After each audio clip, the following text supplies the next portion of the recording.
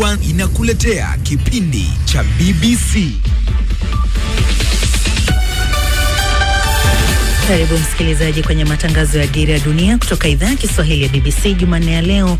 Natumai hujambo. Mimi ni Sarafina Robi. Shukrani kwa kujumuika nasi msikilizaji, na mimi Halima Nyanza. Tulionayo katika Dira ya Dunia. Uganda yathibitisha visa vipya 6 vya Ebola na kufanya idadi waliothibitishwa nchini humo kufikia 15.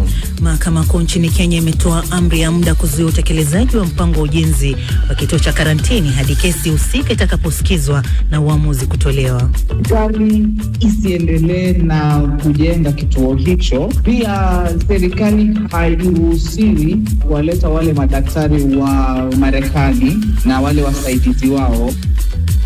Washukiwa 9 wanaohusishwa na moto katika shule ya upili ya wasichana ya utumishi ulioua wanafunzi 16 wafikishwa mahakamani hii leo. Matokeo ya uchaguzi mkuu nchini Ethiopia yanatarajiwa kutangazwa katika kipindi cha wiki chache zijazo. Baadhi ya maafisa wasio na sare rasmi ama maafisa wanaovalia kiraia walikamatwa wakijifanya waratibu wa uchaguzi. Aidha ilisema pia ilifunga kituo cha kupigia kura katika mji wa Burji kusini mwa Ethiopia baada ya kubaini maafisa wakitia alama kwenye karatasi za kura. Viwanjani, Arsenal kumpa mkataba mpya Mikel Arteta kama kipaumbele chao. Sikiliza makala ya spoti hapo baadaye. Jina langu ni Ive Buchana.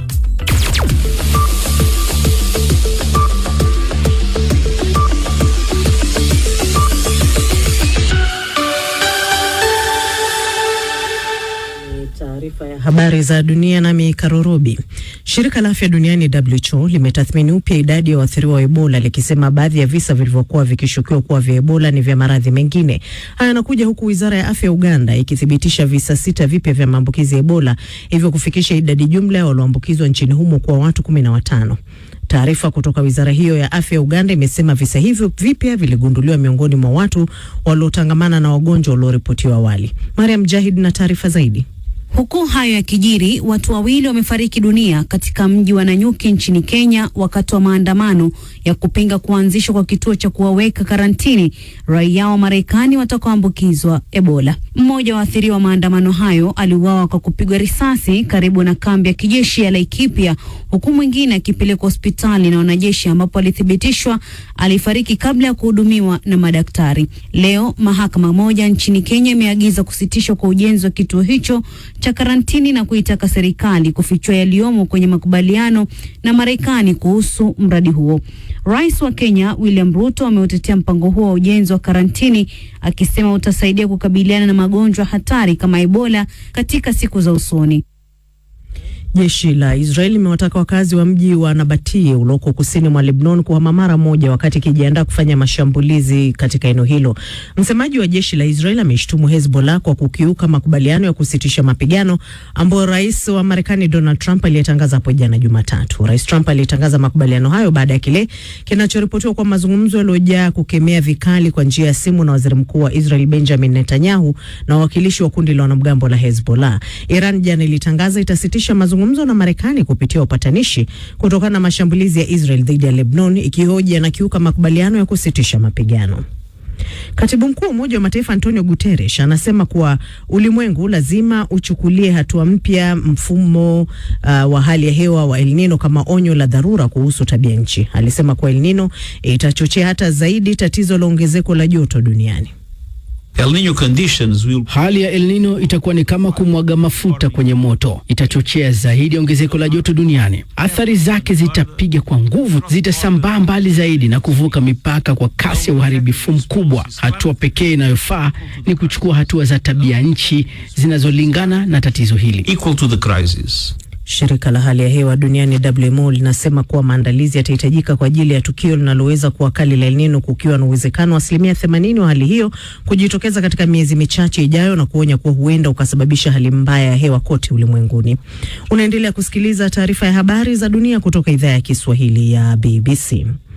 Serikali ya Msumbiji imesema raia wake 5 wameuawa nchini Afrika Kusini kwa kile imekitaja kuwa mashambulizi yaliyochochewa na chuki dhidi ya wageni. Vifo hivyo ndivyo vya kwanza rasmi kuripotiwa na serikali, yakihusishwa na wimbi la maandamano ya majuma kadhaa ya kupinga wageni yaliyoshuhudiwa katika miji mingi Afrika Kusini.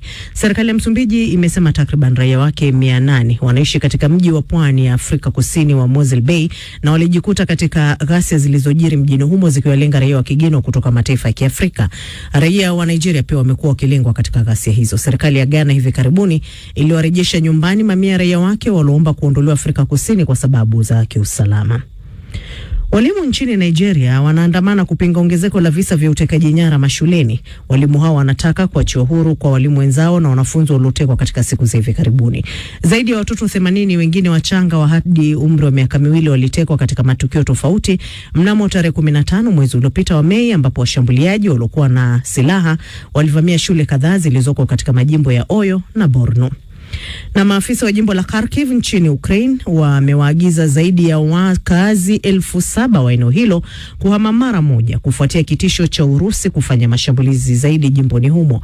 Zaidi ya watu 20 wameuawa na zaidi ya 100 kujeruhiwa katika mashambulizi ya Urusi ya makombora na yalofanywa na ndege zisizo na rubani yalolenga majengo ya makazi katika mji wa Dnipro na Kiev jana usiku. Maafisa wa uokozi wanaotafuta waliokwama kwenye vifusi vya majengo hayo. Rais wa Ukraine Volodymyr Zelensky anasema mashambulizi hayo makali yanaonyesha haja kubwa ya Marekani kuisaidia nchi yake na mifumo ya ulinzi wa angani na kuitaka Ulaya kutengeza mifumo yao wenyewe ya ulinzi. Urusi imesema imefanya mashambulizi hayo kujibu yale Ukraine iliyafanya dhidi yake hapo awali. Hii ni BBC. Taarifa ya habari za ulimwengu imesoma kwako na Karo Robi.